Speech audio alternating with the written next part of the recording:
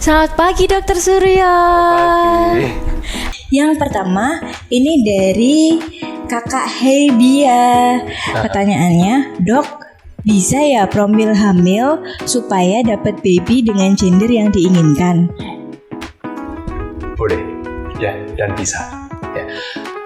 Tapi belum tentu pasti jadi cewek, jadi cowok, bukan ya. Yang jelas, Undang-Undang Kesehatan tahun 2014, Undang-Undang nomor 61 tahun 2014 seingat saya, itu membolehkan memprogram jenis kelamin. Dulu mungkin tidak boleh ya, dianggap tidak etis, tabu lah. Tapi ternyata Undang-Undang Kesehatan Reproduksi membolehkan. Ya. Ada beberapa teknik yang mungkin bisa dipilih ya untuk pemilihan jenis program jenis kelamin itu.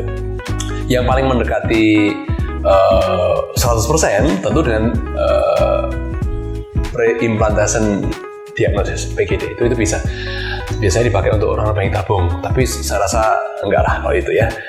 Ada yang secara agama ada yang menganggap ini masih belum pas gitu ya. Mungkin ada beberapa cara yang saya rasa lebih alami untuk program hamil yang mengarah ke jenis kelamin tertentu ini. Ya, cara-cara seperti ini cukup tinggi keberhasilannya. Ya, bagi yang merencanakan anak perempuan keberhasilannya bisa sampai 78% jadi anak perempuan. Kalau yang menginginkan anak laki-laki, tingkat keberhasilannya bisa sampai 87%. Menarik kan? Ya. Apa saja caranya? Caranya ada 3 aspek yang jadi jadi perhatian untuk program jenis kelamin yang ingin mengarahkan program hamil yang ingin mengarahkan ke jenis kelamin tertentu. Yang pertama tentu dari makanan, ya. Jadi makanan. Jenis makanan yang biasanya diperlukan untuk program jenis kelamin tertentu adalah makanan-makanan dengan total kalori yang berbeda. Kalau menginginkan anak laki-laki, tentu total kalori akan lebih tinggi. Ya, program jenis kelamin anak perempuan, total kalorinya lebih rendah.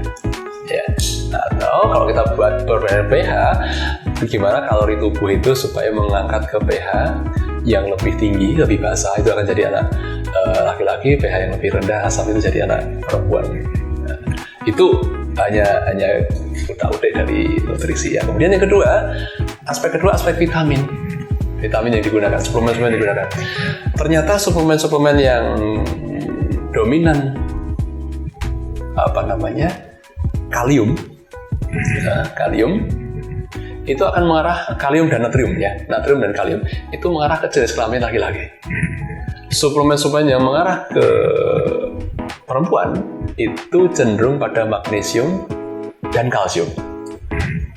Ya, jadi 2 jenis suplemen itu kita bisa manfaatkan untuk tanda kutip mengarahkan ke program hamil jenis kelamin tertentu.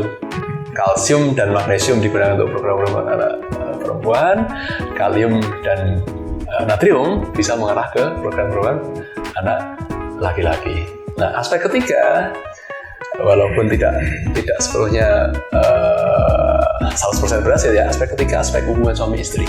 Nah, tata cara hubungan suami istri, menentukan masa subur, jedanya kapan, ini juga mengaruhi peluang jadi anak laki-laki dan peluang jadi anak perempuan. Belum pasti anak laki-laki perempuan, tapi mengarah ke laki-laki dan para perempuan lebih besar.